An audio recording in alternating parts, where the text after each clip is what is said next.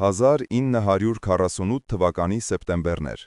Կրասնոյարսկի և Իրկուտսկի միջև ընկած տայգայի տրակտը։ ZIS-5 բեռնատարը ծանրորեն տնքում էր, առաջ շարժվելով քարուքանդ ճանապարհով, որտեղ անցյալ անձրևներից մնացած անվահետքերը քարացել, վերածվել էին քարե ալիքների։ Նիկոլայ Կուզնեցովն ավելի ամուր սեղմեց ղեկը, զգալով, թե ինչպես է թրթիղը փոխանցվում ափերին, ուսերին, մինչև անգամ կրծքավանդակին։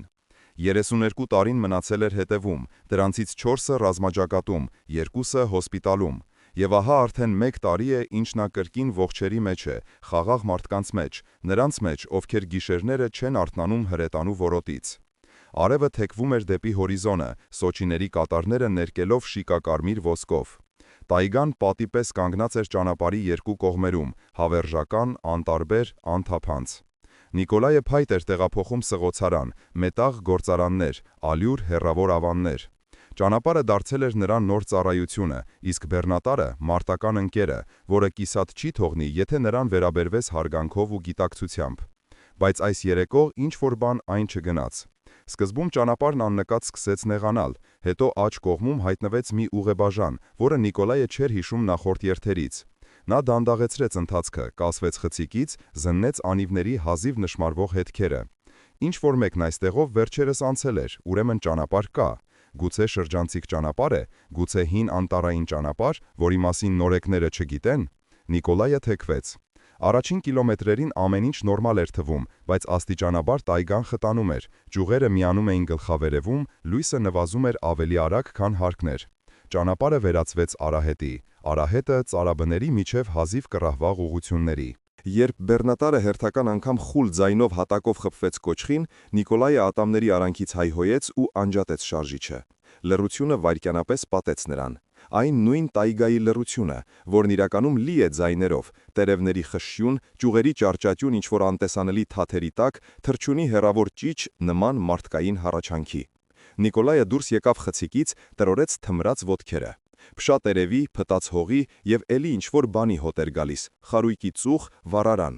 Նա ականջ դրեց։ Քամին բերեց ևս մեկ բույր, հացի, թարմ թխված հացի բույր տայգայում։ Մի պահ Նիկոլային համակեց տարօրինակ զգացողություն, ասես նա նորից ռազմաճակատում է, որտեղ իրականությունն ու մղձավանջը միահյուսվում էին այնքան սերտ, որ միշտ չէ, որ կարող ես տարբերել։ Բայց ոչ, պատերազմն ավարտվել է, նա ողջ է, նա այստեղ է, և հացի հոտը նշանակում է մի բան, ինչ-որ տեղ մոտակայքում մարդիկ կան։ Նիկոլայը գնաց հոտի ուղղությամբ։ Արահետը նրան դուրս բերեց բացատ այնքան հանկարծակի, որ նա տեղում քարացավ։ Նրա առջև փռված էր գյուղը, իսկական, ամուր խրճիթներով, բանջարանոցներով, Արվակի մոտ գտնվող բաղնիքով, առանց գմբեթի եկեղեցու զանգակաթնով։ Ծուխը վառարանների ծխնելույզներից ուղիղ սյուներով բարձրանում էր անշարժ երեկոյան օդում։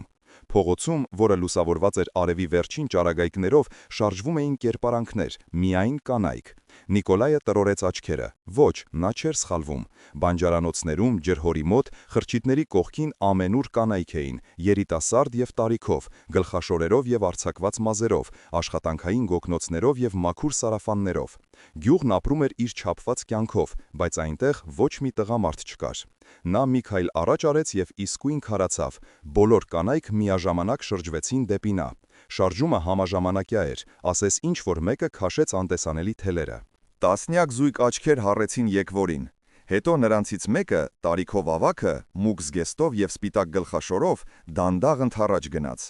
Նրա հետևից շարժվեցին մյուսները։ Նրանք մոտենում էին լուռ, և այդ լռության մեջ կար ինչ-որ նախնադարյան, հնագույն բան, ինչպես ինքը տայգան։ Նիկոլայը բնազդապար հետ քայլեց, բայց Маտրյոնան բարձրացրեց ձեռքը, ժեստը իշխող էր և միաժամանակ հանգստացնող։ Ճամփորդ, վաղուց մենք հյուրեր չենք տեսել, մոլորվել ես, ճանապարհդ կորցրել։ Բեռնատարդ էնտեղ, անտառում է, կարծում էիր շրջանցիկ ճանապարհ ես գտել, բայց պարզվեց, որ տայգան քեզ բերեց մեզ մոտ, ավարտեց նա նրա փոխարեն։ Նա ուշադիր զննեց նրան ոտքից գլուխ և հայացքում փայլատակեց ինչ-որ գնահատող, գրեթե առևտրային բան։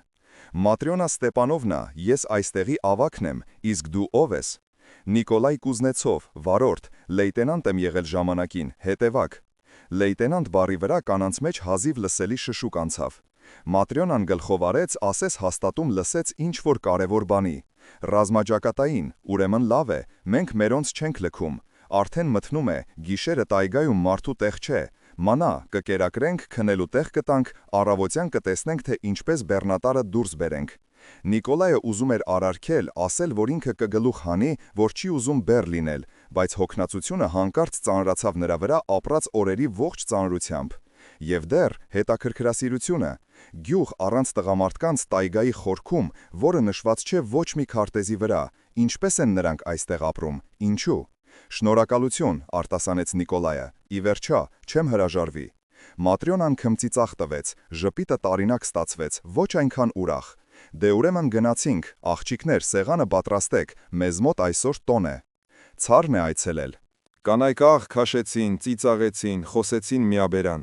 Ինչ որ մեկը վազեց դեպի խրճիթները, մեկ ուրիշը հապաղեց, զննելով Նիկոլային չթաքցրած հետաքրքրությամբ, իսկ նա կանգնած էր անծանոթ գյուղի մեջտեղում եւ չէր հասկանում, թե ինչու հանկած սիրտը սեղմվեց տագնապալի նախազգացիմից։ Ցար? Ինչ ցար? Բայց հարցնել չհասցրեց։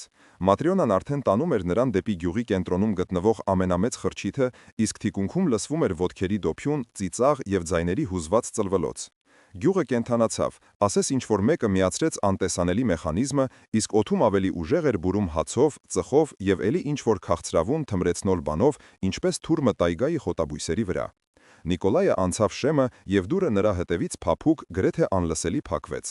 Առավոտը Նիկոլային դիմավորեց անսպասելի լռությամբ ու մաքրությամբ։ Նա արթնացավ լայն նստարանի վրա, ծածկված որակյալ վերմակով, օշինդրի եւ մայրիի բույրով։ Խրճիթը մաքրված էր մինչև փայլելը, սպիտակեցրած պատեր, թարմ լվացված հատակ։ Անկյունում Նիկոլայ հրաշագործի սրբապատկերներն էին մգացած շրջանակի մեջ։ Սեղանին կավե կուժով կաթեր, հացի կտոր, մեղր կեչակեղևե տուփի մեջ։ Գլուխը թեթևակի տնքում էր։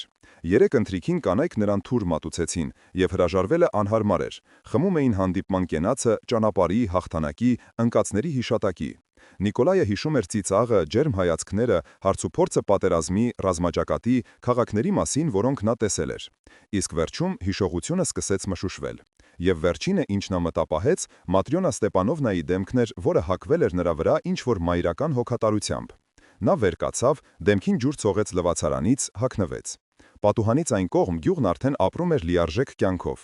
Կանայք անցուդարձ էին անում խրճիթների միջև, դույլեր տանում դեպի ջրհորը, աշխատում բանջարանոցներում։ Բոլորը շարժվում էին արագ, սովորականի պես, առանց ավելորդ իրարանցման։ Նիկոլայը դուրս եկավ սանդղամուտք։ Ահա եւ մեր ցարն արթնացավ, լսվեց Маտրյոնայի ձայնը։ Նա բարձրանում էր աստիճաններով, ձեռքերում տանելով կաթսա շոգեխաշած շիլայով։ Հագնված էր պարզ, մուգ կիսաշրջազգեստ, կտավե շապիկ։ Վրայից գոգնոց, բայց իրեն պահում էր այնպես, ասես իր առջև ոչ թե խրճիթ է, այլ մի ամբողջ թագավորություն։ Դադարեք ինձ ցար անվանել, խնդրեց Նիկոլայը, զգալով անհերմարություն։ Հասարակ վարորդ, ես աշխատավոր մարդ եմ, իսկ մեզ համար դու հենց ցար ես։ Տղամարդը, նա ինչպես արևն է աստղերի մեջ, հասկանում ես։ Մենք այստեղ մենակ ենք արդեն 3 տարի։ Նա նստեց դիմացի նստարանին եւ աչքերում փայլատակեց հին խորը հոգնածություն։ Մեր տղամարդիկ գնացին ռազմաճակատ 41-ին, ով կամավոր, ով ծանուցագրով։ Խոստացան վերադառնալ, մենք սպասեցինք, իսկ հետո եկան սև թղթերը, 1-ը, 2-րդը, 5-րդը, 10-րդը։ 45-ի գարնանը հասկացանք, որ չեն վերադառնա։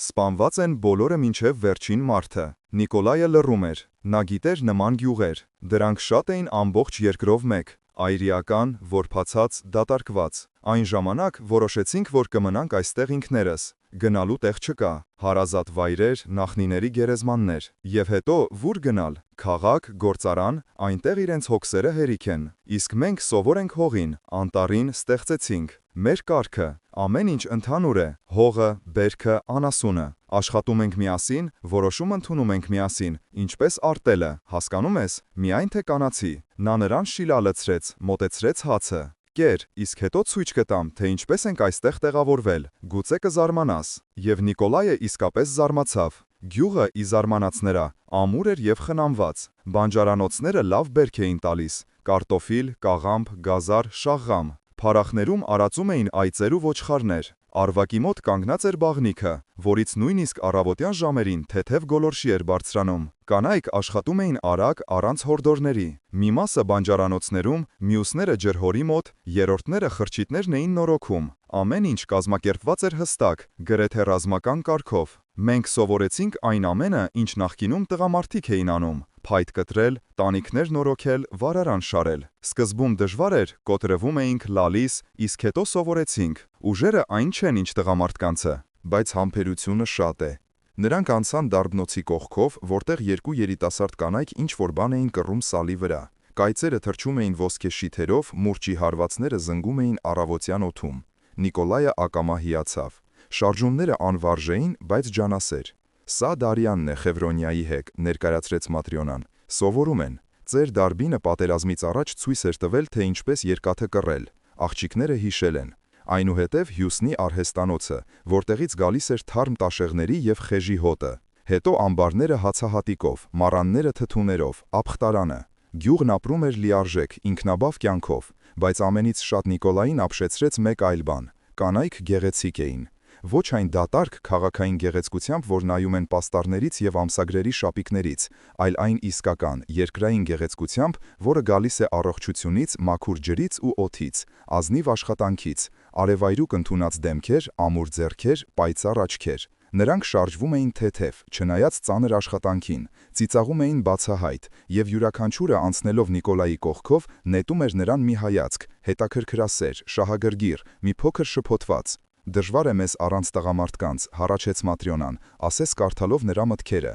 Ոչ թե աշխատանքի մեջ նույնիսկ, այլ այսպես, մարդկայնորեն։ Ընտանիք ես ուզում, երեխաներ, սերնդի շարունակություն։ Իսկ մենք այստեղ 28 հոգի ենք, ամենաերիտասարդը 16, ամենաավագը ես եմ, 53, և բոլորս մենք ինչպես վանքում։ Նա կանգ առավ ջրհորի մոտ, փայտե շերեփով ջուր վերցրեց, մեկնեց Նիկոլային։ Ահա, և անվանում են քեզ ցար, որովհետև տղամարդը մեզ մոտ հիմա ոսկու գին ունի, հազվադեպություն է, գրեթե հրաշք։ Նիկոլայը խմեց, ջուրը սառցե էր, երկաթի և մամուռի համով։ Բայց ես չեմ մնա, ասաց նա զգուշորեն, ես աշխատանք ունեմ, երթուղի, բեռնատարը պետք է դուրս բերել, առաջ գնալ։ Матрյոնան գլխով արեց, բայց աչքերում փայլատակեց ինչ-որ անորսալի բան։ Իհարկե, մենք հասկանում ենք, դուրս կբերենք բեռնատարդ կօգնենք, միայն ոչ այսօր։ Այսօր հանգստացիր, իսկ հետո կտեսնենք։ Նա ուզում էր ինչ-որ բան ավելացնել։ Բայց այդ պահին ջրհորին մոտեցավ մի աղջիկ, և Նիկոլայը մոռացավ ամեն ինչի մասին։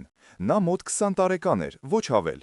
Ոսկեգույն հյուսքերը մինչև գոտկատեղը, կարմիր ժապավենով հյուսված, աչքերը մեղրի գույնի, լուսավոր, կանաչ կայծերով, դեմքը մաքուր, բաց, թեթևակի կարմրած աշխատանքից։ Նա լծակով 2 դույլ էր տանում, և դրանից ուսերը նրբագեղորեն կորացել էին, իսկ քայլվածքը դարձել էր առանձնահատուկ թեթև։ Տեսնելով Նիկոլային, աղջիկը ժպտաց պարզ, առանց կոկետության, բայց այնպես, որ նրա շունչը կտրվեց։ Սա Ալյոնան է, ներկայացրեց Матрյոնան, մեր որփուկը։ Հայրը զոհվել է Ստալինգրադի մոտ, մայրը մահացել է կարոտից 1 տարի անց։ Մենք նրան ամբողջ գյուղով մեծացրինք։ Ալյոնան իջեցրեց դույլերը, խոնարհվեց։ Բարև ճամփորդ, ասում են հեռավոր ճանապարհից ես դու։ Ձայնը նրա փափուկ էր, երգեցիկ, այն հատուկ բարբարով, որ պահպանվել է միայն խուլ գյուղերում։ Կրասնոյարսկից էի գալիս, պատասխանեց Նիկոլայը, զգալով, թե ինչպես է անհարմարությունը կապում լեզուն։ Իրկուտսկ պետք է հասնեի, բայց ահա մոլորվեցի։ Ուրեմն ճակատագիրն է բերել, ժպտաց Ալյոնան։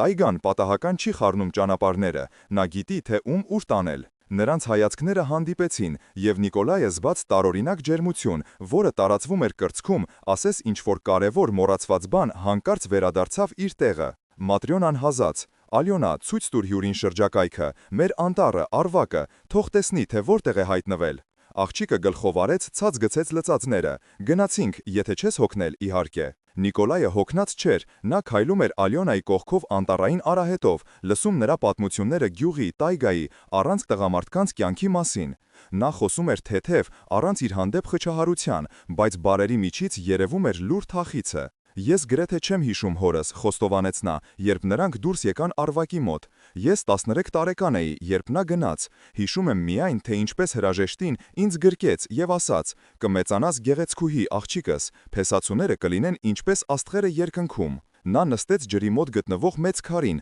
հավաքեց փեշը, բայց ստացվեց, որ ոչ մի փեսացու չկա։ Փեսացուները բոլորը ընկան և այնտեղ պատերազմում, կամ մնացին ուրիշ երկրներում։ Իսկ մենք այստեղ, տայգայում, ապրում ենք, աշխատում, աղոթում և սպասում, չգիտեմ ինչի։ Նիկոլայը նստեց կողքին։ Արվակը կարկաչում էր քարերի միջև։ Արևը թափանցում էր տերևների միջով լուսավոր բծերով։ Բուրում էր մամուռով, զովությամբ և ինչ-որ ծաղկային բանով։ Գուցե շուտով Ալյոնա։ Պատմիր պատերազմի մասին, խնդրեց նա ցածրաձայն։ Իսկականի, ոչ այնինչ թերթերում են գրում, այլ թե ինչպես էր այն իրականում։ Եվ Նիկոլայը պատմում էր խրամատների ցեխի եւ հարձակումից առաջ վախի մասին, ընկերների մասին, որոնք այլևս չկան, այն մասին, թե ինչպես ողջ մնաց ինքը, կամ պատահաբար, կամ որովհետև ճակատագիրն էր պահում, հոսպիտալի մասին, որտեղ սովորում էր նորից քայլել վիրավորվելուց հետո, այն մասին, թե ինչպես վերադարձավ եւ չճանաչեց երկիրը, ամեն ինչ ուրիշ էր, օտար, նոր։ Ալյոնան լսում էր չընդհատելով, իսկ երբ նա լռեց, դրեց իր ձեռքը նրա ափի մեջ, թեթև, գրեթե անկշիռ։ Լավ է, որ դու ողջ ես մնացել, ասաց նա պարզ, եւ լավ է, որ տայգան քեզ բերեց մեզ մոտ։ Նրանց մատները միահյուսվեցին։ Նիկոլայը նայում էր ոսկեգույն հյուսքերով աղջկան եւ մտածում, որ գուցե իսկապես սա ճակատագիր է։ Գուցե նրան վիճակված էր մոլորվել, որպեսի գտներ այն, ինչ փնտրում էր ինքն էլ չհիմանալով։ Նրանք գյուղ վերադարձան արդեն երեկոյան։ Կանայք սեղաններն էին գցում, պատրաստվում էր եւս մեկ տոնական ընթրիք։ Маտրյոնան կարգադրություններ էր անում ինչպես զորավարը շքերթից առաջ։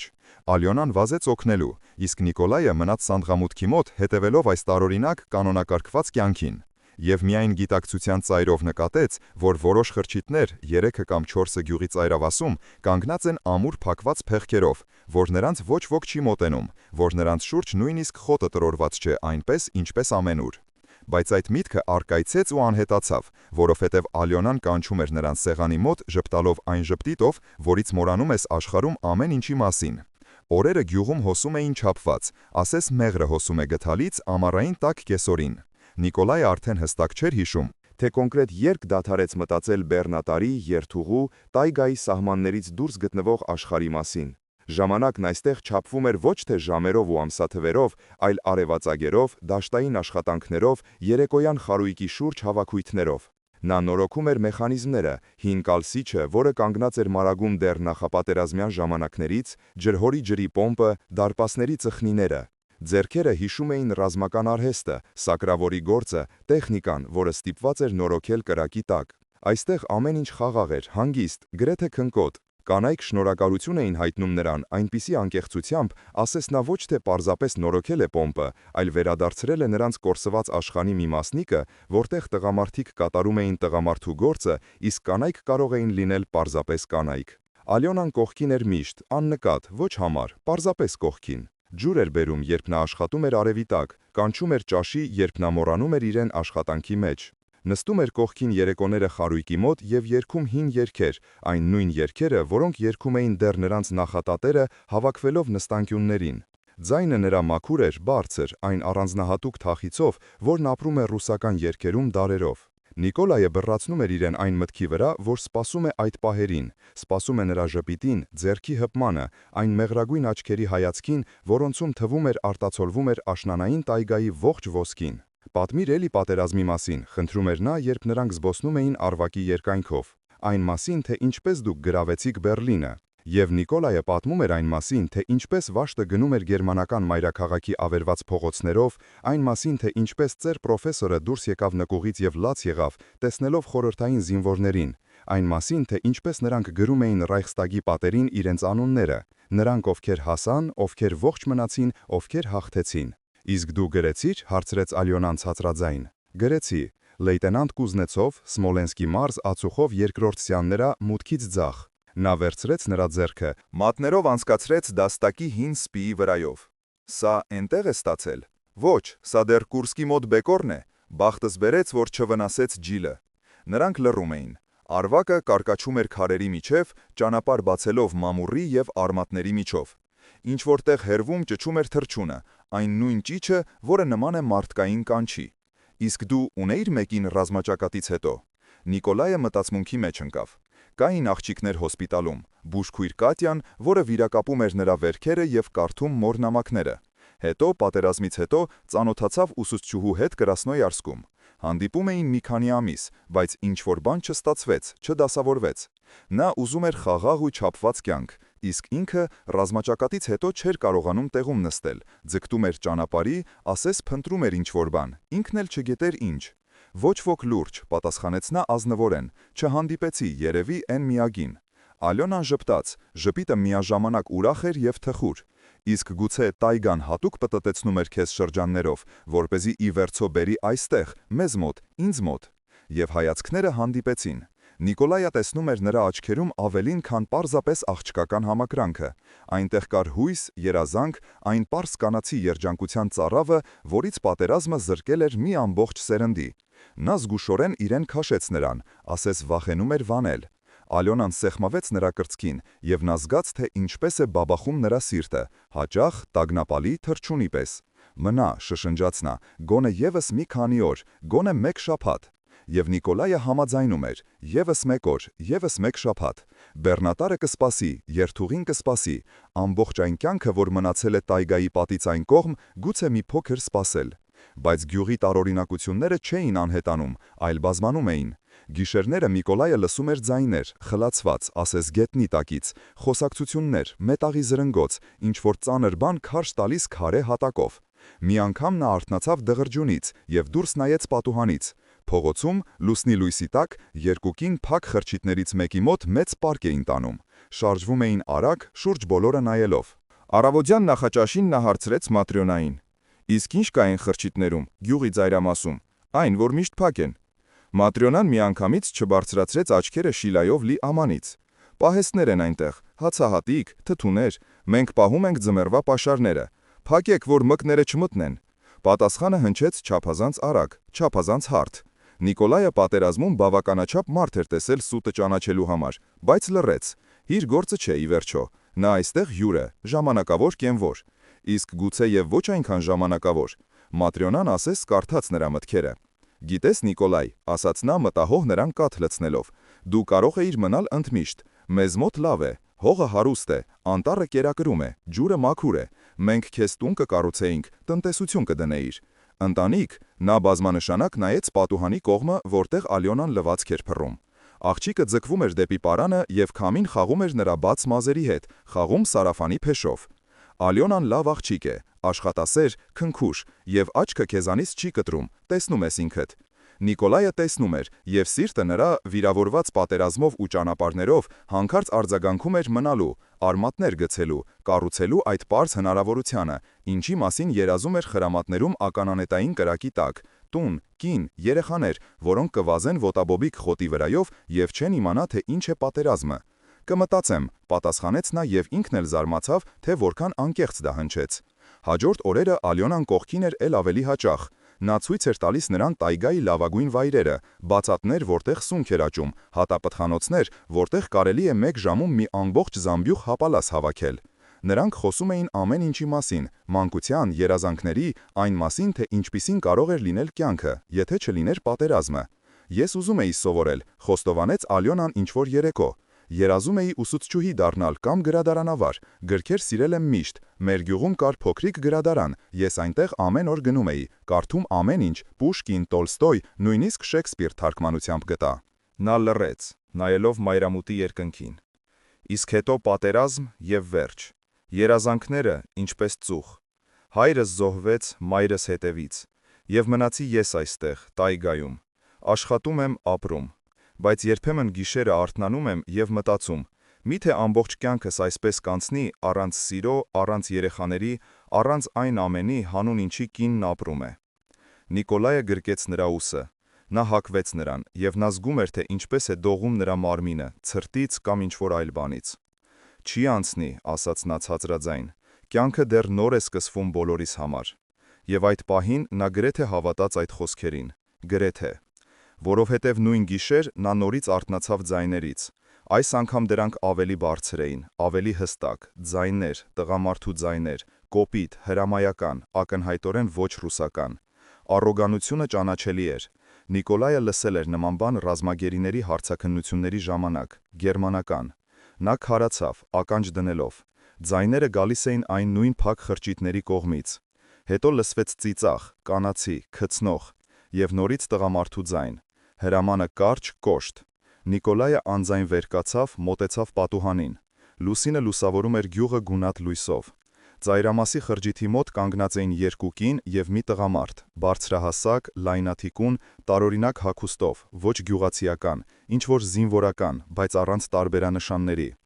Նիկոլայի սիրտը սկսեց ավելի արագ բաբախել։ Նա ուշադիր նայեց. այո, հաստատ, համազգեստ, հին, գունաթափված, բայց ճանաչելի, Վերմախտ։ Տղամարդը ինչ-որ բան էր ասում կանանց, նրանք հափշտապ գլխով էին անում։ Հետո նա շրջվեց և անհետացավ խրճիթում։ Դուռը շրխկաց։ Կանայք կանգնեցին ևս մի փոքր, իրար նայեցին և ցրվեցին իրենց տներով։ Նիկոլայը հետ քաշվեց պատուհանից, զգալով, թե ինչպես է սառչում մեջքը։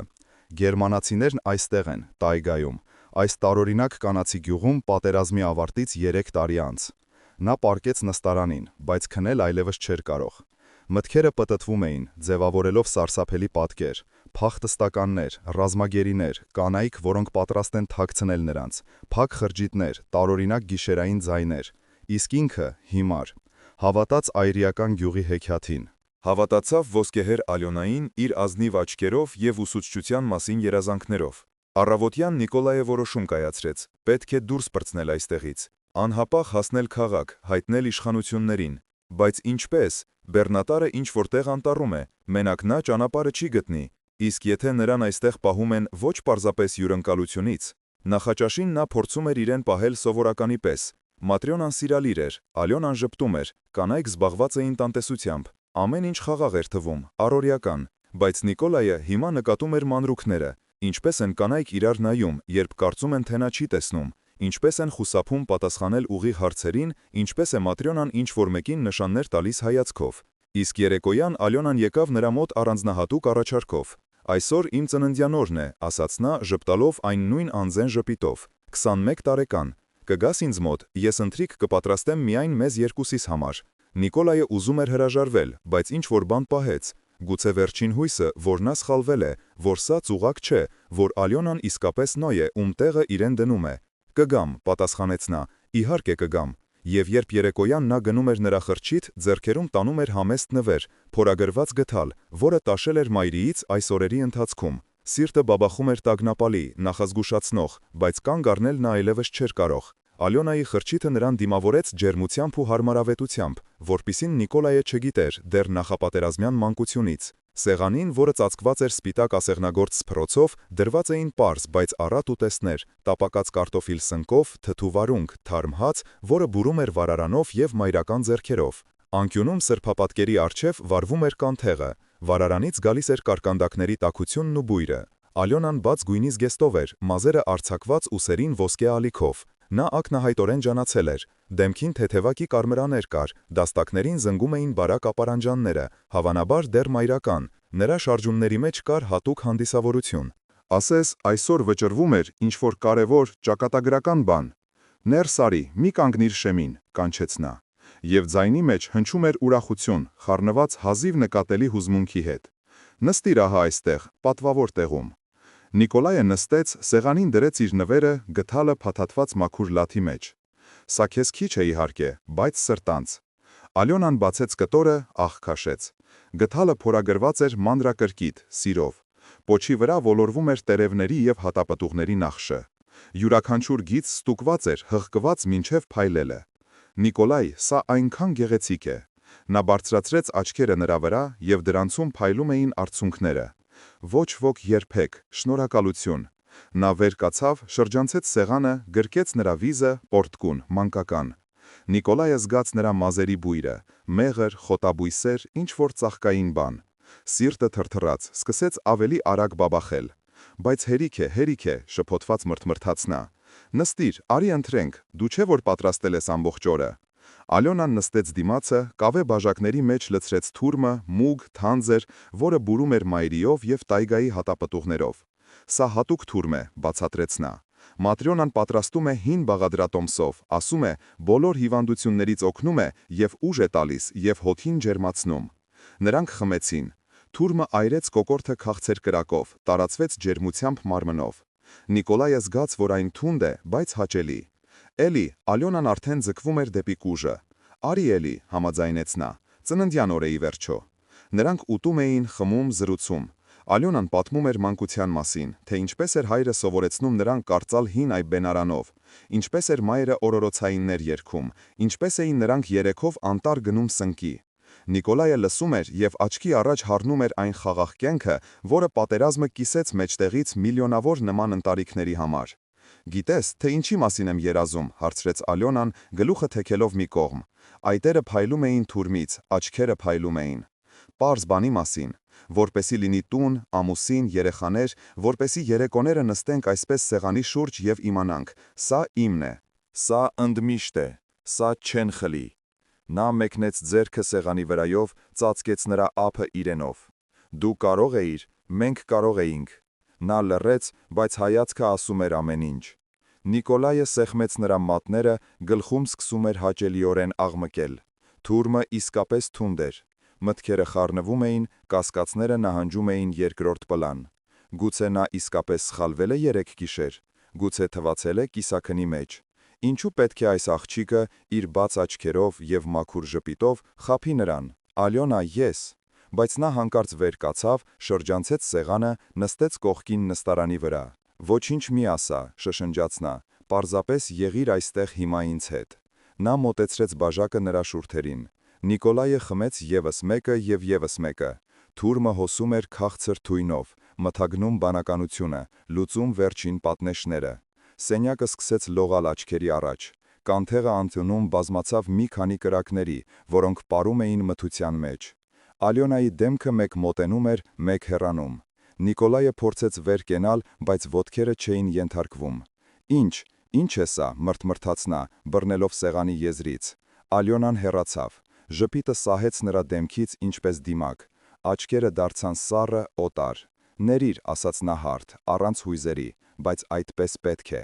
Նիկոլայը ընկավ նստարանին։ Վերջինը, ինչ նա տեսավ մինչև խավարը կծածկեր նրան գլխովին, Ալյոնայի դեմքն էր, գեղեցիկ, անտարբեր, ասես մարմարից կերտված, եւ հասկացավ, չափազանց ուշ հասկացավ, որ ընկել է ինչպես տղա, ինչպես հիմար, որը հավատաց հեքիաթին։ Խավարը կլանեց նրան ամբողջությամբ։ Նիկոլայը ուշքի եկավ դաստակների ցավից, բութ նվացող ցավից, որը տալիս են ամուր ձգված կապանքները։ Նա փորձեց շարժվել եւ լսեց շղթաների զրնգոցը։ Բացեց աչքերը, նկուղ, հողեհատակ, խոնավ քարե պատեր, ցածր առաստաղ ժամանակից սևացած գերաններով։ Անկյունում կերոսինի լամպ, որը տալիս էր աղոտ դեղնավուն լույս։ Բորբոսի, նեխած օդի եւ էլի ինչ-որ բանի հոտ էր գալիս, քրտինք, վախ, անհուսություն։ Նիկոլայը նստած էր հատակին, մեջքով դեպի պատը, ձեռքերը շղթայված էին կապանքներով, որոնք ամրացված էին շարվածքի մեջ գտնվող զանգվածային օղակին։ Ոտքերը ազատ էին, բայց ինչ օգուտ։ Շղթայով հեռու չես փախչի։ Նա շուրջը նայեց։ Նկուղում եւս 6 տղամարդ կար, բոլորը նույն վիճակում, շղթայված, կեղտոտ, հյուծված։ Ինչ-որ մեկը նստած էր, դեմքը ծնկներին հենած, մեկ ուրիշը պառկած էր, դատարկ աչքերով նայելով առաստաղին,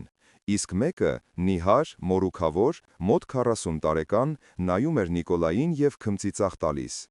Դե ինչ հերոս, ուշքի եկար։ Ձայնի մեջ հնչում էր չար ծաղրանք, բայց առանց չարության, ավելի շուտ հուսահատություն, որը սովորել էր ծիծաղել ինքն իր վրա։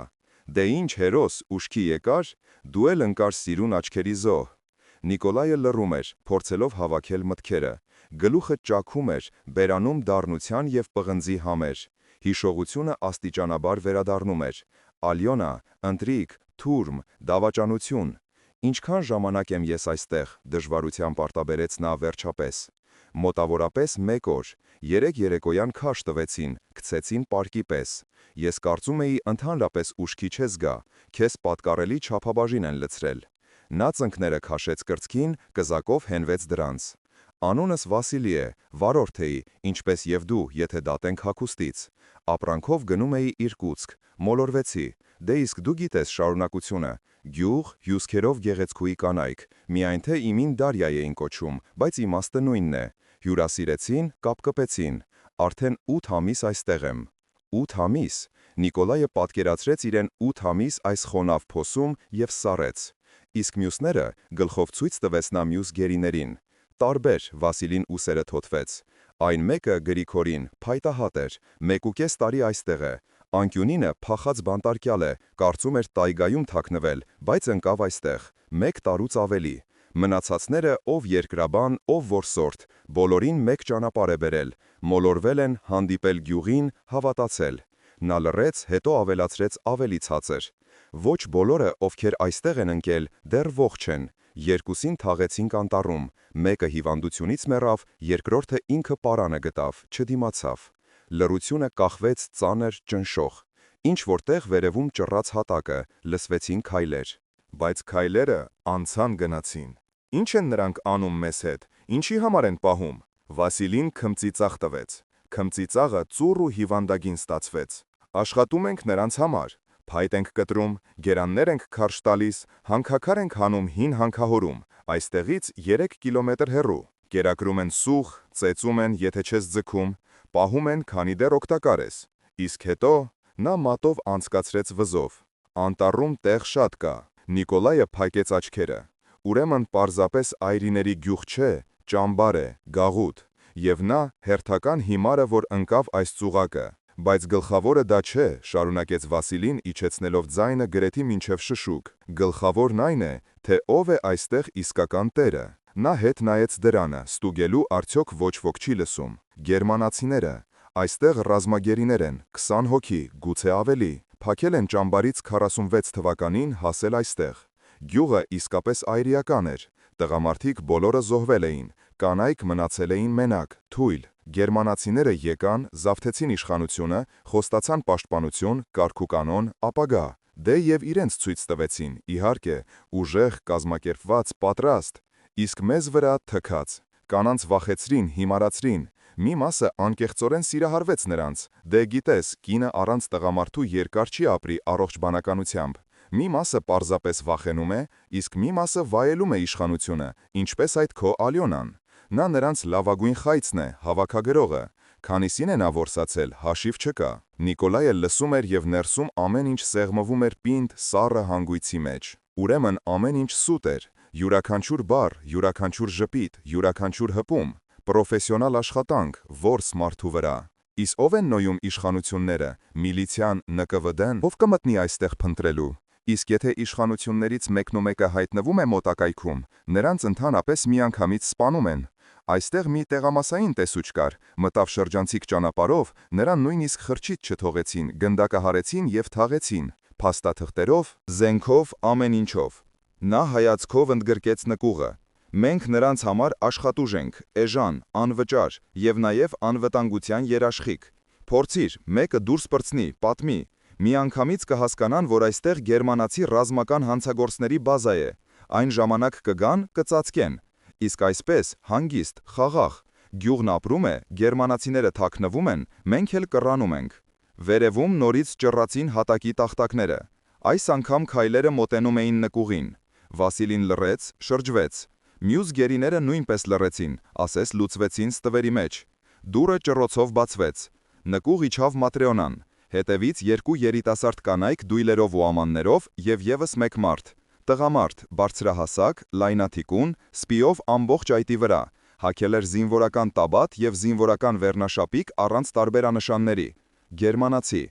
Նա անտարբեր հայացք գցեց գերիների վրա, կանգ առավ Նիկոլայի վրա։ Նորեկ, արտասանեց նա ռուսերեն ուժեղ առոգանությամբ։ Սպայ ես եղել։ Այո, տեսնում եմ, լեյտենանտ։ Գուցե նույնիսկ ռազմաճակատում հանդիպել ենք։ Նա քմծիծաղ տվեց։ Քմծիծաղը սառն էր, ինչպես պողպատե սայրը։ Ոչինչ, այստեղ դու այլևս սպա չես, այստեղ դու ստրուկ ես, հասկացարը։ Վաղը աշխատանքի, չես ձգի, առանց ուտելիքի կմնաս, կմբոստանաս գնդակ ծոծրակին, պարզ եւ հստակ։ Նիկոլայը լռում էր, նայելով նրա աչքերին։ Ատելությունը բարձրանում էր հոգու խորքից, այն նույն ճակատային, այրող ատելությունը թշնամու հանդեպ, բայց հիմա նա անզոր էր, շղթայված, մեկը 20-ի դեմ։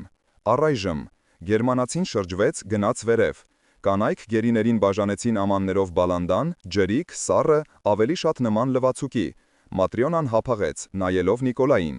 Մի բարկացիր, ասաց նա ցածրաձայն, այսպիսին է կյանքը, մենք չենք ընտրել։ Դուռը շրխկաց, կողպեքի շղթան զրնգաց։ Լռությունը վերադարձավ, մածուցիկ, անհուսալի։ Բայց այդ լռության մեջ, նկուղի այդ խոնավ մթության մեջ Նիկոլայի հոգում սկսեց բռնկվել այն նույն կատաղության կայծը, որը նրան տարել էր ռազմաճակատներով, այն կամքի, որը օգնել էր ողջ մնալ խրամատներում։ Նա չէր պատրաստվում հանձնվել, չէր պատրաստվում նեղել այստեղ, շղթաների մեջ։ Մինչդեռ գերմանացիները վայելում են ուրիշի հաղթանակի պտուղները։ Նա դուրս կպրծնի և հաշիվ կմաքրի յուրաքանչյուրի հետ։ Գերության առաջին աշխատանքային օրը սկսվեց կողքին հասցված կոպիտ հարվածով։ Նիկոլայը բացեց աչքերը և տեսավ իր վրա կախված սպիով գերմանացու դեմքը։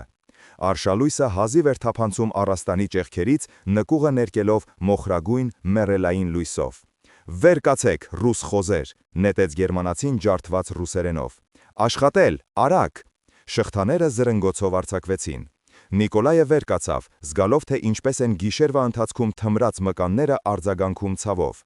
Շուրջ բոլորը նույնպես դժկամորեն վեր էին կենում մյուս գերիները։ 7 ստվեր խոնավ նկուղում 7 կոտրված ճակատագիր։ Նրանց դուրս բերեցին բակ։ Սառնամանիքային առավոտը այրեց թոքերը։ Նիկոլայը ագահորեն ներշնչեց օդը։ Նկուղի գարշահոտությունից հետո նույնիսկ ցուրտը օրհնություն էր թվում։ Գյուղը արթնանում էր, ծխնելույսներից ցուխ էր բարձրանում։ Կանայք անցուդարձ էին անում խրճիթների միջև նախաճաշ պատրաստելով։ Ոմանք նետում էին գերիների շարասյան վրա արագ, մեղավոր հայացքներ։ Մյուսները նայում էին անտարբեր, ասես տեսնում էին ոչ թե մարդկանց, այլ աշխատող անասունի։ Ալյոնայը Նիկոլայը տեսավ ջրհորի մոտ։ Նա բարձրացնում էր դույլը, և առավոտյան արևը խաղում էր նրա ոսկեգույն մազերի մեջ։ Նրանց հայացքները հանդիպեցին մի պահ։ Նրա աչքերում փայլատակեց ինչ-որ բան, ափսոսանք, մեղք, բայց իսկույն մարեց։ Նա շրջվեց և գնաց դեպի իր խրճիթը, նույնիսկ հետ չնայելով։ «Մի նայիր նրան», ցածրաձայն խորհուրդ տվեց Վասիլին, «ավելի հեշտ կլինի։ Նրանք բոլորը այստեղ նույնն են, խայծ և թույն մեկ սրվակի մեջ»։ Նրանց տանում էին արահետով դեպի անտառ։ Պահակները 3 էին, բոլորը գերմանացի, բոլորը զինված։ Շարժվում էին վստահ, սովորականի պես։ Երևում էր, որ այս երթուղին նրանք անցել են ոչ մեկ անգամ։ 3 կիլոմետր անց դուրս եկան հին հանքահորի մոտ։ Նիկոլայը հիշում էր նման դեռ նախապատերազմյան ժամանակների տնայնագործական մշակումները։ Մուտքը հորանջում էր որպես սև անցք բլրի լանջին, շրջանակաված ժամանակից սևացած ամրակապման գերաններով։ «Հանքաքար», բացատրեց Վասիլին, մինչ գերմանացիները բաժանում էին գործիքները՝ քլունգներ, լինգեր, զամբյուղներ։ Աշխատանքը պարզվեց տաժանակիր։ Հանքահորում մութ էր, խոնավ։ Օդը կանգնած էր ծանր, հագեցած հողի և մետաղի հոտով։ Կոտրում էին ապարը, քարշ տալիս զամբյուղները վերև, բեռնում սայլի վրա։ Ժամացույց չկար։ Ժամանակը չափվում էր մկանների ցավով և ականջներում զնգոցով, քարին քլունգի հարվածներից։ Գերմանացիները բղավում էին, շտապեցնում։ Նրանցից մեկը, երիտասարդ, մոտ 20 տարեկան, կոպին յարդային թարթումով, առանձնապես դաժան էր։ Խփում էր խզակոթով նրանց, ովքեր դանդաղում էին։ Գրիգորին, 1.5 տարվա ստաժով գերին, հարված ստացավ նրա համար, որ կանգ առավ շունչ քաշելու։ Ընկավ, արյուն հազաց, գերմանացին ծիծաղեց։ Նիկոլայը սեղմեց ձեռքում քլունգի կոթը, ևս մի փոփեր և նա կջախջախի այդ սրիկայի գանգը։ Բայց Վասիլին դրեց ձեռքը նրա ուսին, գլոխը շարժեց։ Ոչ ժամանակն է, ոչ տեղը։ Ջաշին նրանց վերադարձրին գյուղ, տվեցին բալանդա, ջրիկ ապուր ինչ-որ մսի ողացող կտորներով։ Ուտում էին լուռ, արագ, հետո նորից հանքահոր։ Եվ այդպես մինչև մթնելը։ Երեկոյան, երբ նրանց քշեցին հետ նկուղ և փակեցին, Նիկոլայը ընկավ հողե հատակին, զգալով, որ մարմինը մի ամբողջական ցավ է։ Ձեռքերը արյունոտ կոշտուկների մեջ, մեջքը կոտրացվում է, թոքերում քարի փոշի։ Բայց միտքը աշխատում էր, նսում մանրուքները, մտապահում։ Պահակները 3 են, փոխվում են օրը մեկ անգամ։ Զենքը մաուզեր հրացաններ, մեկի մոտ ավտոմատ։ Զինամթերքը, դատելով ամենից, շատ չէ, ծախսում են խնայողաբար։ Հանքահոր տանող երթուհին անցնում է խիտ անտառով։ Այնտեղ կարելի է թաքնվել, բայց այստեղից ճանապարհը գերիներից ոչ ոք չգիտի, իսկ տայգան առանց կողմյողոշիչների ստույգ մահ է։ «Մտածում ես փախուստի մասինը», հարցրեց Վասիլին, ասես կարդալով նրա մտքերը։ Նիկոլայը լռեց։ Նկուղի մթության մեջ հնարավոր չէր իմանալ, թե ով է լսում, վստահել կարելի է ոչ բոլորին։ Վախը և երկար գերությունը կոտրում են մարդկանց, վերածում հնազանդ ստրուկների։ Բայց հաջորդ օրը, երբ նրանք աշխատում էին հանքահորի հեռավոր անկյունում, որտեղ գերմանացիները նրանց գրեթե չէին տեսնում, Վասիլին ավելի մոտեցավ։ «Լսիր, լեյտենանտ, գուցե մի բան մտածես, թե չէ ես արդեն 8 ամիս սպասում եմ հարմար առիթի, իսկ այն այդպես էլ չի գալիս»։ Նիկոլայը հետ նայեց։ Պահակները ծխում էին մուտքի մոտ, գերմաներեն խոսելով։ Քանի՞ս են նրանք ընդհանուր։ Գերմանացիները 20 հոգի, գուցե մի փոքր ավելի, հաստատ չգիտեմ, ոչ բոլորին եմ տեսել, ապրում են նրանք այն նույն փակ խրճիթներում, այնտեղ նրանք ունեն մի ամբողջ ստորգետնյար համալիր, նկուղները միացված են անցումներով, զենքը քիչ չէ, բայց փամփուշտները խնայում են, ռադիո կա, կապվում են ինչ-որ մեկի հետ, իսկ կանայք բոլորը նրանց կողմից են։ Վասիլին մտածեց, սրբելով քրտինքը ճակատից։ Տարբեր կերպ, Մատրիոնան գլխավորն է, նա դեռ պատերազմից առաջ ավագն էր, հեղինակություն ուներ։ Երբ գերմանացիները եկան, նա նրանց դիմավորեց, կամ վախեցավ, կամ օգուտ տեսավ, հիմա հրամայում է նրանց հետ միասին։ Ալյոնան քո, Դարյան, էլի մի քանիսը, նրանք արդեն իրենց ծախել են, աշխատում են որպես հավաքագրողներ, խայծ են ձևանում։ Նա թքեց, իսկ կան եւ ուրիշները, երիտասարդները, որոնց վախեցրել են, կամ նրանք, ովքեր հասկացել են, թե ինչի մեջ են ընկել, բայց վախենում են։ Ահա Դարյան, օրինակ, ոչ այն, որ հավաքագրող է, այլ մյուսը, խոհարարուհի է աշխատում։ Նա մեզ երբեմն ավելորդ հաց է փոխանցում, մաքուր ջուր, ռիսկի է դիմում, եթե իմանան կսպանեն։ Նիկոլայը գլխով արեց, ուրեմն ամեն ինչ կորած չէ, կան մարդիկ, որոնց վրա կարելի է հենվել։ Ծրագիր է պետք, ասաց նա ցածրաձայն, ժամանակ եւ պահ, երբ նրանց զգոնությունը կթուլանա։ Դու հասկանում ես, Վասիլին նայեց նրա աչքերին, որ եթե չստացվի, մեզ բոլորիս կգնդակահարան տեղում առանց խոսակցությունների։ Հասկանում եմ, եւ միևնույն է, ուզում ես փորձել։ Իսկ դու ընտրություն ունես։ Նիկոլայը խրեց քլույնը ապարի մեջ, նեխել այստեղ 1-2 տարի, մինչև չսատկես հանքախորշում կամ չգժվես։ Ես 4 տարի ռազմաճակատում եմ ապրել, մահ տեսել եմ ամեն օր, եւ գիտես ինչ, նրանք ովքեր վախենում էին մեռնել, մեռնում էին առաջինը, իսկ նրանք ովքեր կռվում էին մինչև վերջ, նրանք ողջ էին մնում։ Վասիլին դանդաղ գլխով արեց։ Ուրեմն ինձ համարիր գործի մեջ, եւ եւս 3-ի կարող եմ ներգրավել, ստուգված են։ Գրիգորին թիև հիվանդ է, բայց բնավորությունը երկաթյա է։ Ստեպանը նախկին բանտարկյալ է, նա իր ճամբարներում մեկ անգամ չէ, որ ապստամբություն է բարձրացրել։ Եվ Իվանը, որսորդը, Տայգան գիտի ինչպես իր բակը։ 4 վստահելի մարդիկ, 20 զինված գերմանացու դեմ։ Շանսերը ուրվականային էին, բայց կար նաև Դարյան։ Նիկոլայը նկատեց նրան երրորդ օրը։ Երիտասարդ կին, մոտ 20 տարեկան, հոգնած դեմքով եւ տխուր աչքերով։ Նա բերում էր գերիներին ուտելիք եւ ամեն անգամ նետում արագ, մեղավոր հայացքներ։ Եվ եւս մեկ անգամ, երբ գերմանացիները շրջվեցին, խոթեց Նիկոլայի ամանի մեջ հացի լրացուցիչ կտոր։ Նույն օրվա երեկոյան, երբ բոլորին քշեցին նկուղ եւ փակեցին, Նիկոլայը լսեց ցածր խշշյուն դռան մոտ։ Ինչ որ մեկը զգուշորեն հետ էր տանում սողնակը։ Դուռը կիսաբացվեց եւ ճեղքից ներս մտավ ձեռքը կապոցով։ Վերցրեք, շշնջաց կանացի ձայնը։ Սա դեղ է նրա համար, ով արյուն է հազում։ Նիկոլայը սողաց բեկի դուռը, վերցրեց կապոցը։ Շնորհակալություն։ Դու Դարյան ես։ Դադար։ Հետո, այո։ Լսեք, ես չեմ կարող երկար, բայց ուզում եմ օգնել։ Այնինչ այստեղ կատարվում է, սխալ է, մեղք է։ Ես աղոթում եմ ամեն օր, որպեսզի Տերը ների մեզ։ Ինչու ես դու նրանց հետ, հարցրեց Նիկոլայը ցածրաձայն։ Որովհետև վախենում եմ, ձայնը դողաց։ Ես քույր ունեմ, կրտսեր, նրանք խոստացել են, եթե ես չլսեմ, նրանք նրան, դուք հասկանում եք։ Նիկոլայը հասկանում էր, վախը հարազատների համար ամենաուժեղ շղթան է։ Դարյա, իսկ դու գիտես, թե որտեղ են նրանք պահում զենքը, որտեղ են գերմանացիները քնում։ Երկար դադար, հետո միջին խրճիթում։ Այնտեղ զինանոցն է եւ ռադիոն, իսկ քնում են նրանք փակ խրճիթների տակ գտնվող նկուղներում։ Պահակախումբը միշտ 2-ը մուտքի մոտ, 2-ը պարեկում են գյուղը։ Իսկ որտեղ է քո քույրը։ Մյուս կանանց հետ, ընդհանուր խրճիթում, այնտեղ նրանց պահում են հսկողության տակ, նրանց, ովքեր իրենց հետ չեն։ Նիկոլայը արագ կշռադատում էր։ Ուրեմն գյուղը բաժանված է, կան գերմանացիներին նվիրվածներ, կան վախեցածներ, կան պատանդներ։ Դարյա, դու կօգնես մեզ դուրս պրծնել։ Լռությունը երկար էր, տանջալից։ Հետո ես չգիտեմ, վախենում եմ, բայց եթե շանս լինի փրկել քրոջս, այո, կօգնեմ։ Ուրեմն սպասիր ազդանշանի, շուտով։ Դուռը անձայն փակվեց։ Նիկոլայը վերադարձավ իր տեղը, սեղմելով ձեռքում դեղով կապոցը։ Վասիլին բարձրացավ արմունկների վրա։ Լսեցի՞ր։ Լսեցի։ Մենք դաշնակից ունենք, առայժմ մեկը, բայց դա արդեն ինչ-որ բան է։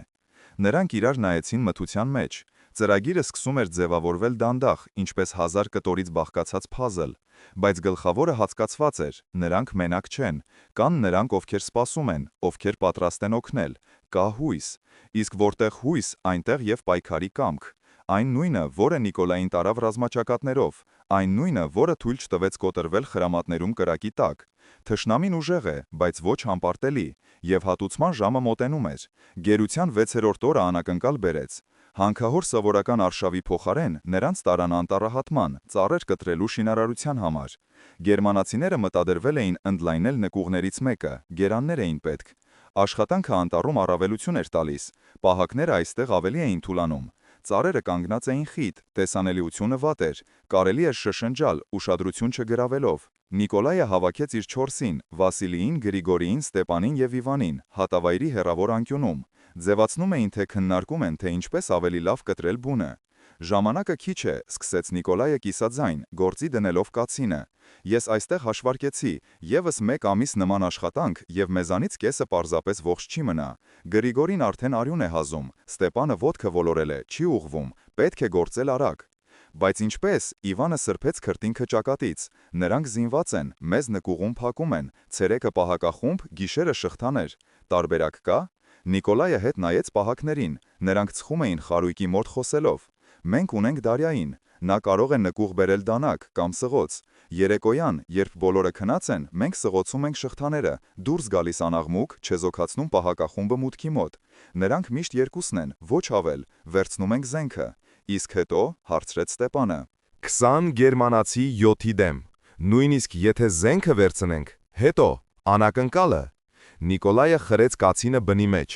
Նրանք հարձակման չեն սպասում, թուլացել են 3 տարվա ընթացքում, կարծում են մենք հնազանդ ենք։ Կհարվածենք գիշերը, երբ նրանք քնած են, կայրենք խրճիթները, այնտեղ պայթուցիկ կա, Դարյան ասում էր։ Խառնաշփոթի մեջ բռնում ենք պատանդ կանանց, դուրս բերում անտառ եւ հետո փախչում։ Իվանը ճանապարհը կգտնի։ Կգտնեմ, կգնամ աստղերով։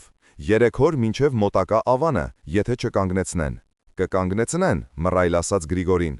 Կհետապնդեն, չէ, եւ կհասնեն։ Փաստ չէ, առարկեց Նիկոլայը։ Եթե գրագետ գործենք, մեզանից մի մասը գնում է հյուսիս, թողնում հետքեր, աղմկում, իսկ հիմնական խումբը արևմուտք, լուր։ Նրանք կբաժանվեն, կփնտրեն ոչ այն կողմում, ժամանակ կշահենք։ Վասիլին մտախող քորեց մորուքը։ Ռիսկային է, բայց ավելի լավ է, քան պարզապես նեղել այստեղ։ Ես կողմ եմ։ Գրիգորին հազաց, արյուն թքեց։ Ինձ կորցնելու բան չկա, միևնույն է, շուտով կսատկեմ։ Ստեպանն ու Իվանը իրար նայեցին, գլխով արեցին։ Երբ կսկսենք, հարցրեց Ստեպանը։ Հենց Դարյան գործիք բերի, 2-3 օրից։ Պետք է դեռ զենքը տեսնել, թե որտեղ է դրված, ինչքան փամփուշտ կա։ Այդ երեկո Դարյան նորից եկավ նկուղի դռան մոտ։ Նիկոլայը լսեց պայմանական թակոցը, 3 անգամ, դադար 2 անգամ, եւ սողաց ավելի մոտ։ Դարյա, դու կարող ես ճարել սղոց կամ խարտոց։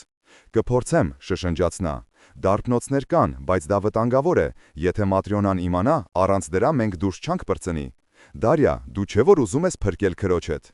Երկար լռություն։ Լավ, վաղը չէ մյուս օրը, ավելի ուշ, երբ բոլորը քնեն, եւ դեռ պետք է իմանալ հստակ, թե քանի գերմանացի կա, որտեղ են քնում, երբ է փոխվում պահակախումբը։ Նրանք 18-ն են, 2-ը վերջերս մահացան, մեկը հիվանդությունից, երկրորդը ինքնասպան եղավ։ Քնում են նրանք 2 նկուղներում, միջին եւ հեռավոր խրճիթի տակ։ Պահակախումբը փոխվում է կեսգիշերին։ Զենքը զինանոցում է, միջին խրճիթի տակ, այնտեղ էլ ռադիոն է եւ պայթուցիկը, դինամիտ, մի քանի արկախ։ Նիկոլայը արագ մտապահում էր։ Պատանդ կանայք որտեղ են։ Մեծ խրճիթում, գյուղի ծայրամասում։ Այնտեղ իմ քույրն է եւ եւս 7 կին։ Նրանց չեն փակում, բայց հետևում են։ Միշտ ինչ որ մեկը կողքին է։ Լավ, Դարյա, երբ սկսվի, դու դուրս բեր նրանց անտառ անմիջապես, հենց լսես կրակոցները։ Մի հապաղիր, գնա դեպի Արվակը, իսկ այնտեղից հոսանք նիվար, այնտեղ կհանդիպենք։ Լավ։ Ձայնը դողաց։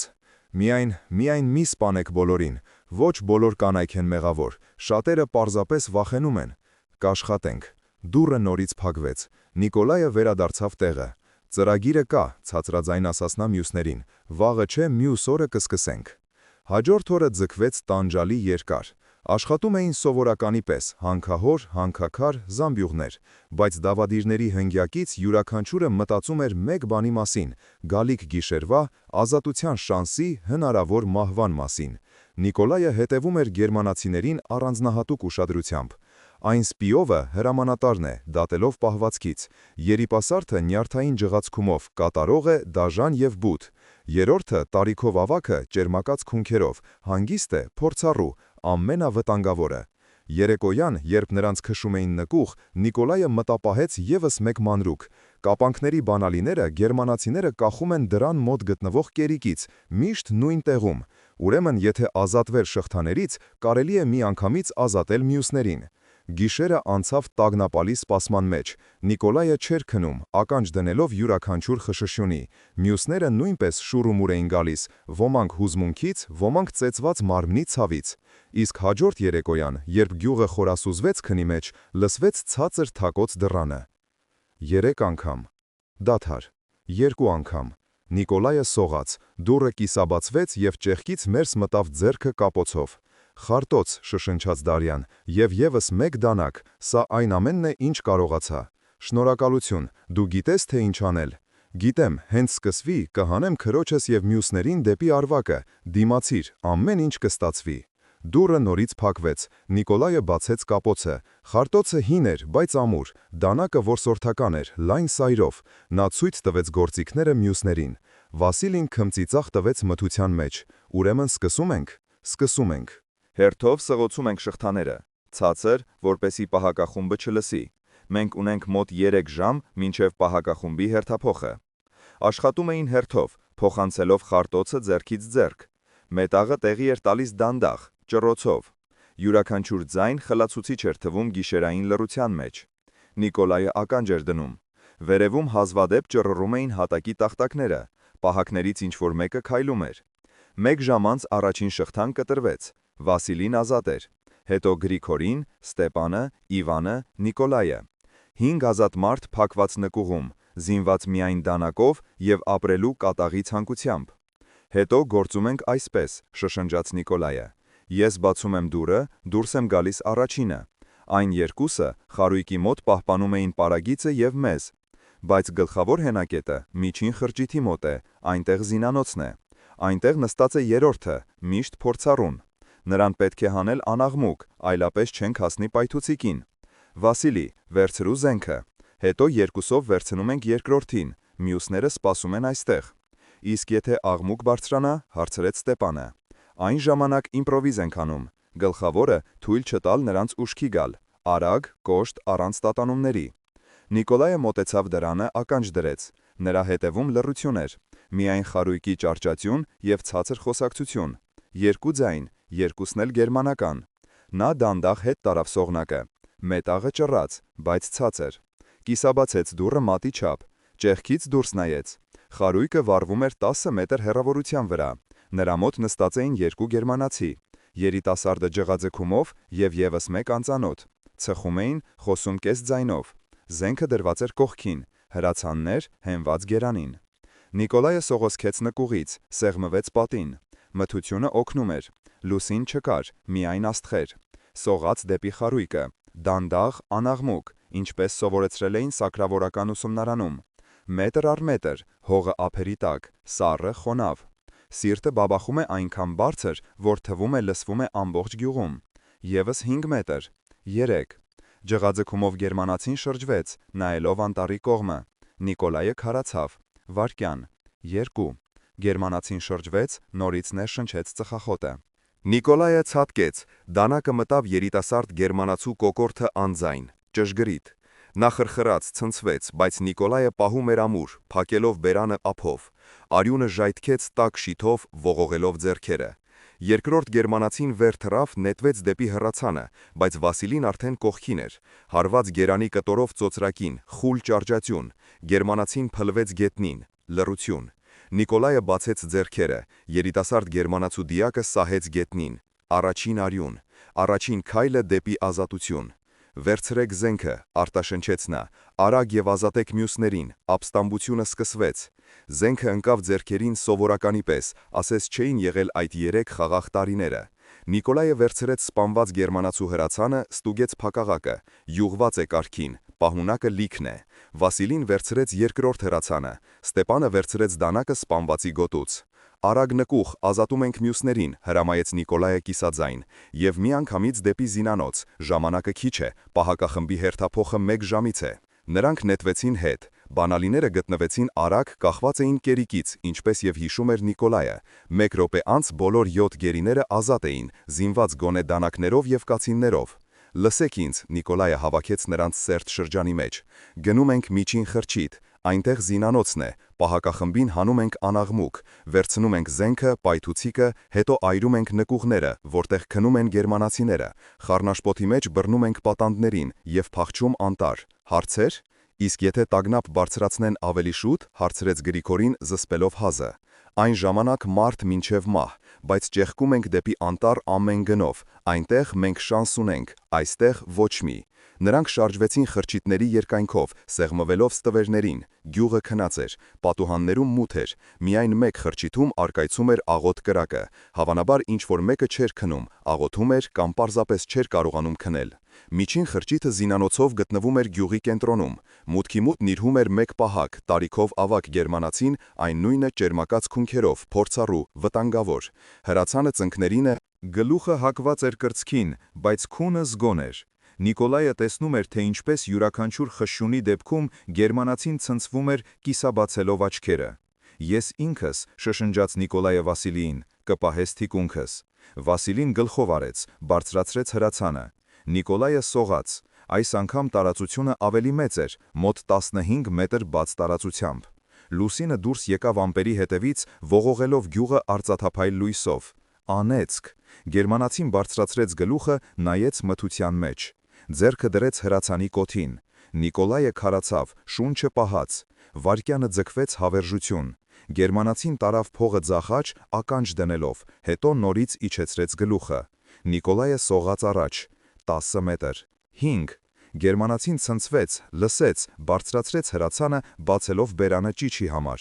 Նիկոլայը ցատկեց, դանակը մտավ կողոսկրերի տակ, ուղիղ սիրտը։ Այդպես սովորեցնում էին սակրավորներին, երբ պետք է հանել օտարին անաղմուկ։ Գերմանացին խրխռաց, փորձեց կրակել, բայց մատները բացվեցին, հրացանը ընկավ գետնին խուլ հարվածով, չափազանց բարձր։ Հարևան խրճիթում բռնկվեց լույսը, բացվեց դուռը, շեմին հայտնվեց գերմանացի ներքնազգեստով, ատրճանակը ձեռքին։ Ալյարմ, ալյարմ, գոռաց նա ամբողջ կոկորդով։ Վասիլին կրակեց, դղրդյունը պատրեց գիշերային լռությունը, գերմանացին հետ ընկավ դեպի խրճիթ։ Բայց արդեն ուշ էր, գյուղը պայթեց ճիշերով, հրդեհ, շների հաչոցով։ Դեպի զինանոց արագ, գոռաց Նիկոլայը, պոկելով սպանված պահակի վրայից բանալիների փունջը։ Նրանք ներխուժեցին խրճիթ, ներսում կտրուկ աստիճաններ էին դեպի ցած, նկուղ։ Նիկոլայը առաջինը իջավ, փնտրելով ծուղակներ, դատարկ, միայն արկղեր զենքով, փամփուշտներով, նռնակներով, եւ անկյունում գերմանական սակրավորական լիցքեր, հին, դեռ նախապատերազմյան։ Վերցրեք այն ամենը, ինչ կարող եք տանել։ Նիկոլայը նետում էր հրացանները վերև, փամփուշտներ, նռնակներ, Ստեփանը, Իվանը, դինամիտ, երկուական արկղ։ Վերևում դղրդում էին կրակոցները, գերմանացիները ուշքի էին եկել, կազմակերպվում էին, գնդակները սուլում էին, խրվելով խրճիթի գերանների մեջ։ Գրիգորին դուրս նայեց դռնից, կրակեց մի քանի անգամ։ Նրանք 10 հոգի են, գալիս են բոլոր կողմերից։ Պահել պաշտպանությունը, գոռաց Նիկոլայը, դուրս թռչելով նկուղից մի բուռ նռնակներով։ Թույլ չտալ նրանց մոտենալ։ Սկսվեց իսկական մարդ։ Գերմանացիները գրոհում էին գրագետ, վազքով պաշտպանելով միմյանց կրակով։ Բայց ապստամբները զբաղեցրել էին հաջող դիրք։ Խրճիթը զինանոցով կենտրոնում էր, գնդակոծում էր բոլոր մոտեցումները։ Նիկոլայը նետեց նռնակը մոտակա գերմանացիների ուղղությամբ։ Պայթյունը լուսավորեց գյուղը դժոխային լույսով։ Ճիչեր, հառաչանքներ։ 2 գերմանացի ընկան, մյուսները հետ քաշվեցին։ Այրում ենք ամեն ինչ, գոռաց Նիկոլայը, բռնելով Ստեփանին դինամիտով։ Երկուական արկղ, այն խրճիթի տակ, որտեղ նրանք քնում են։ Իվան, հեռավորի տակ, մյուսները պաշտպանություն։ Ստեփանն ու Իվանը նետվեցին մթության մեջ դինամիտի արկղերով։ Նիկոլայն ու Վասիլին կրակում էին հրացաններից, թույլ չտալով գերմանացիներին դուրս գալ։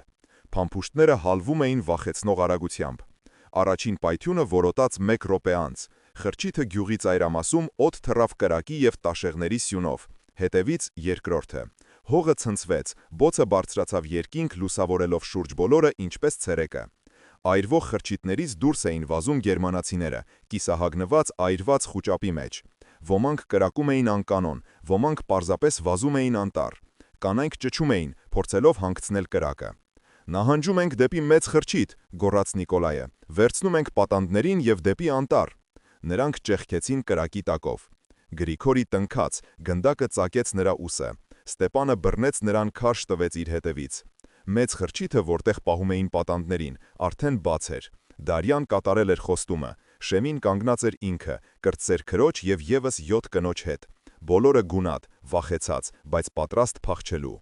Իմ հետևից, գողաց Նիկոլայը, անտառ, արագ։ Նրանք նետվեցին դեպի գյուղի ծայրամասը։ Հետևում մոլեգնում էր հրդեհը, որոտում էին պայթյունները, փամփուշտները պայթում էին այրվող զինանոցում։ Գերմանացիները փորձում էին կազմակերպել հետապնդում, բայց քաոսը լիակատար էր։ Անտառը դիմավորեց նրանց մթությամբ եւ լռությամբ։ Նիկոլայը հետ նայեց, գյուղը վառվում էր, լուսավորելով երկինքը նարնջագույն շողով։ Ճիչերն ու կրակոցները արձագանքում էին, բայց արդեն մարում էին։ Իվան, տար, հրամայեց նա, դեպի Արվակը, ինչպես պայմանավորվել էինք։ Իվանը գլխով արեց, ուղղություն վերցրեց աստղերով։ Նրանք գնում էին արագ, ճանապարհ բացելով թփերի եւ քամատապալ ծառերի միջով։ Կանայք հետ չէին մնում, վախը քշում էր նրանց առաջ։ Կես ժամ անց դուրս եկան Արվակի մոտ։ Նիկոլայը կանգնեցրեց շարասյունը։ Դադար, 5 րոպե, վիրավորներին վիրակապել։ Գրիգորիին պարկեցրին մամուրի վրա։ Դարյան պատրեց զգեստի փեշը, վիրակապեց վերքը։ Գնդակը անցել է միջով, բախտդ բերել է, ոսկորը չի վնասել։ Քայլել կկարողանաս սա, հարցրեց Նիկոլայը։ Կկարողանամ, դժվարությամբ արտաբերեց Գրիգորին սեղմած ատամների արանքից։ Մինչև վերջ կգնամ։ Վասիլին մոտեցավ Նիկոլային, ձեռքը դրեց ուսին։ Դու արեցիր դա, ոտքի հանեցիր մեզ, պոկեցիր այնտեղից։ Դեռ դուրս չենք պրծել։ Նիկոլայը հետ նայեց գյուղի կողմը։ Հրդեհի շողը դանդաղ մարում էր։ Ճիչերն ու կրակոցները արձագանքում էին, բայց արդեն մարում էին։ Բայց չհասցրին նրանք անել նույնիսկ 10 քայլ, երբ անտառից լսվեցին գերմանական ձայներ։ Sie sind here, umzingeln, նրանք շրջապատում են։ Նիկոլայը բարձրացրեց հրացանը։ Մթությունից դուրս եկան կերպարանքներ, 5 գերմանացի, զինված լապտերներով։ Արջևից գնում էր այն նույն հրամանատարը սպիով։ Դեմքը նրա ծռմռված էր կատաղությունից։ Կրծքին թարմ այրվածքներ։ Ռուս շներ, կարծում էիք փախչել։ Ոչ, այստեղ էլ դուք բոլորդ կմեռնեք։ Նա բարձրացրեց ավտոմատը։ Նիկոլայը կրակեց առաջինը։ Հրամանատարը ընկավ, բայց մյուս գերմանացիները կրակ բացեցին։ Գնդակները սուլում էին, խրվելով ծառերի մեջ։ Կանայք ճչացին, նետվեցին գետնին։ Պաշտպանություն, գոռաց Նիկոլայը, կրակեք նրանց վրա։ Սկսվեց փոխհրածգթություն, կարճ, դաժան, դեմ առ դեմ։ Վասիլին սպանեց 1 գերմանացու, Ստեպանը երկրորդին, բայց երրորդը հասցրեց նետել նռնակը։ Պայթյուն։ Նիկոլայը զգաց, թե ինչպես հարվածային ալիքը շպրտեց իրեն մի կողմ։ Երկիրն ու երկինքը շրջվեցին, զնգոց ականջներում, խավար աչքերի առաջ։ Ուշքի եկավ նա օտար ձեռքերից, որոնք ցնցում էին ուսերը։ Վասիլին հակվել էր նրա վրա, շուրթերը շարժվում էին, բայց բառերը չէին լսվում, միայն զնգոց։ Աստիճանաբար լսողությունը վերադարձավ։ Մենք ողջ ենք։ Նիկոլայ, լսում ես։ Վեր կաց։ Նիկոլայը բարձրացավ օրորվելով։ Գլուխը ճաքում էր, շուրջ բոլորն մարմիններ էին։ 3 գերմանացի մեռած են, բայց իրենք էլ կորուստներ ունեին։ Ստեպանը պառկած էր անշարժ արյան լճակի մեջ։ Կանանցից մեկը նույնպես չէր շնչում։ Գնացինք, խրպոտ ասաց Նիկոլայը, անհապաղ, այլապես ամեն ինչ իզուր էր։ Նրանք վերցրին վիրավորներին, հավաքեցին զենքը, շարժվեցին առաջ, սայթաքելով, կորցնելով ուժերը, բայց չկանգնելով։ Տայգան կլանեց նրանց, մութ, անվերջ, անտարբեր, բայց կենթանի, շանս տվող։ Թիկունքում մնացին այրվող գյուղը, մեռած թշնամիները, ջարդված շղթաները։ Առջևում ազատություններ։ 3 օր նրանք գնում էին տայգայով, 3 օր առանց նորմալ քնի, նվազագույն ուտելիքով, ուժերի սահմանագծին։ Իվանը տանում էր նրանց վստահ, աստղերով եւ նշաններով, որոնք գիտեր միայն ինքը։ Կանգ էին առնում հազվադեպ, միայն երբ վիրավոր Գրիգորին այլևս չէր կարողանում քայլել, կամ երբ կանայք վայր էին ընկնում հոգնածությունից։ Գերմանացիները հետապնդում էին, 2 անգամ լսեցին հետևից ձայներ, շների հաչոց։ 1 անգամ նույնիսկ տեսան նրանց ուրվագծերը հեռվում, ծառերի միջև, բայց տայգան փախստականների կողմից էր, խիտ, անթափանց, լի փակուղիներով եւ թակարդներով նրանց համար, ովքեր չգիտեն այն։ Երկրորդ օրը խումբը բաժանվեց Նիկոլայի ծրագրով։ Վասիլին 2 տղամարդու հետ գնաց հյուսիս, թողնելով նկատելի հետքեր, կոտրելով ճյուղեր, աղմկելով։ Հիմնական խումբը Նիկոլայը, Իվանը, Գրիգորին, կանայք գնացին արևմուտք, ջնջելով հետքերը, շարժվելով ջրով, որտեղ կարող էին։ Ծրագիրը աշխատեց։ Հետապնդողների ձայները հեռանում էին հյուսիսային կողմը։ Երրորդ օրը, երբ արևը նոր էր բարձրանում Սոչիների գագաթներից վեր, Իվանը կանգ առավ, հոտոտեց. «Ծուխ զգում եք»։ Նիկոլայը ներշնչեց հոթը. «Այո, ծուխ, բայց ոչ անտառային, ոչ տայգայի, վարարանի, մարդկային, մերոնք են»։ Եվ այո, այս վայրերը, Իվանը խաչակնքեց, մենք դուրս եկանք փտած ձորակից։ Այստեղ տեղացիները չեն գալիս, վախենում են, ասում են վայրը անիծված է, անտառոգին պտտեցնում է։ Ահա թե ինչու գերմանացիներին 3 տարի ոչ ոք չէր գտնում։ Նրանք վատ վայրի ամենասրտում էին նստած։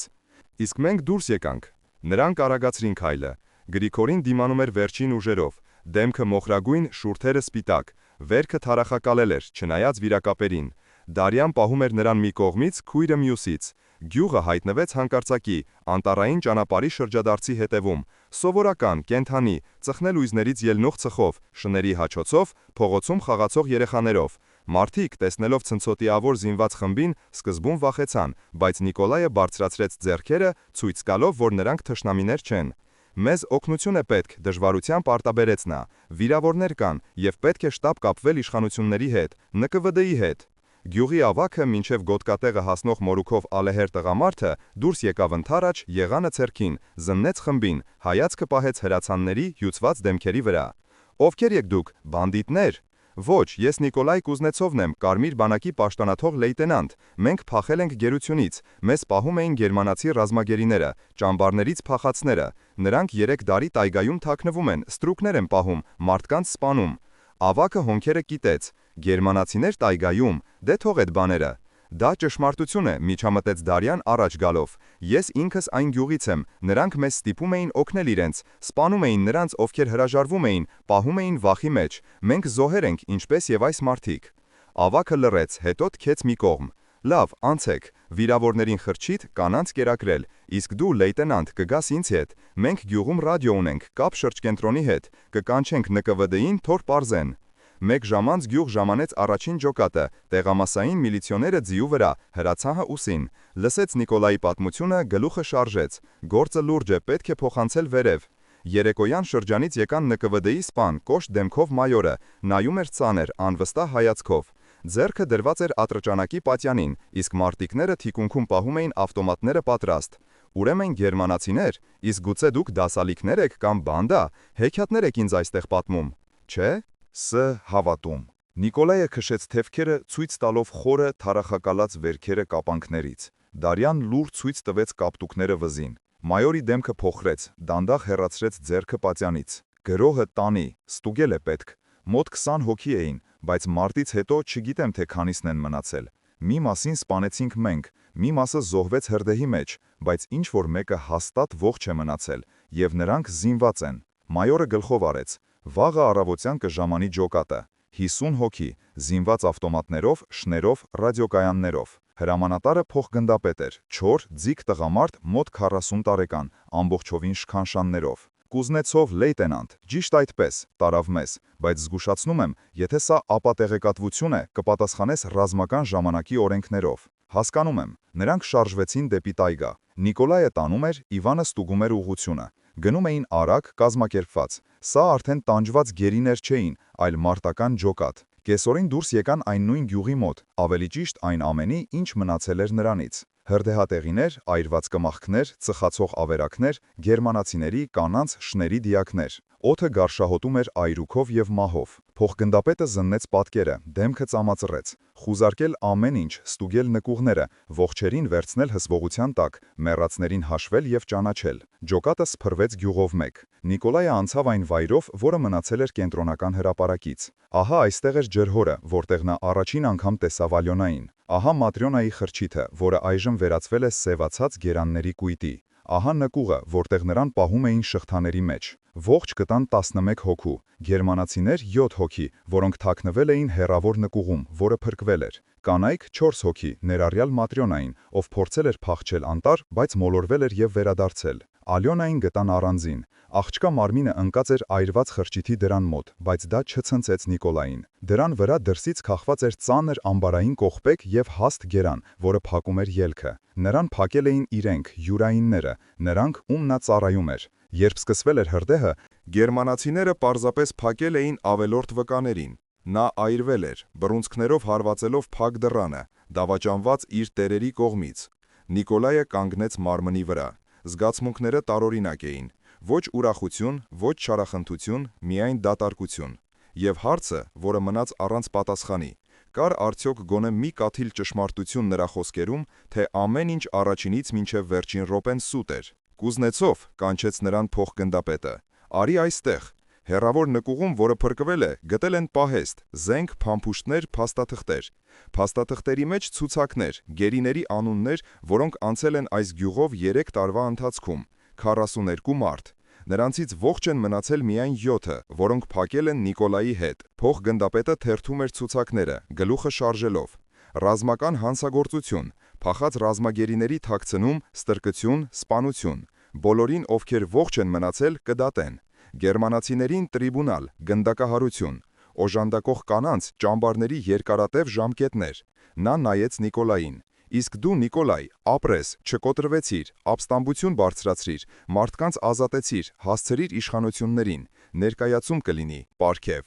Նիկոլայը հոգնած գլխով արեց, պարգև, մեդալ, կարևոր է արդյոք դա։ Մեկ շաբաթ անց շրջկենտրոնում տեղի ունեցավ ռազմական տրիբունալը։ 7 գերմանացիները, որոնք ողջ էին մնացել, մեղավոր ճանաչվեցին դասալքության, թաքցնելու, ստրկտիրության և սպանությունների մեջ։ Դատավճիռը գնդակահարություն։ Ի կատար ածեցին հաջորդ օրը։ Маտրյոնային և 3 այլ կանանց, ովքեր ակտիվորեն օգնում էին գերմանացիներին, դատապարտեցին 25 տարվա ճամբարների։ Մնացած կանանց գյուղից, ներառյալ Դարիային, ճանաչեցին զոհեր, բաց թողեցին հարցաքննություններից հետո, բայց պարտավորությամբ չհրապարակել տեղեկությունը։ Նիկոլայ Կուզնեցովին պարգևատրեցին արիության մեդալով և վերականգնեցին լեյտենանտի կոչումը։ Տվեցին նոր փաստաթղթեր, պարգևավճար, օգնեցին աշխատանքի տեղավորվել Իրկուտսկում, ոչ թե վարորդ, այլ վարպետ ավտոգործարանում։ Առաջարկեցին մտնել կուսակցություն, նա հրաժարվեց։ Քաղաքականությունը նրա համար չէր։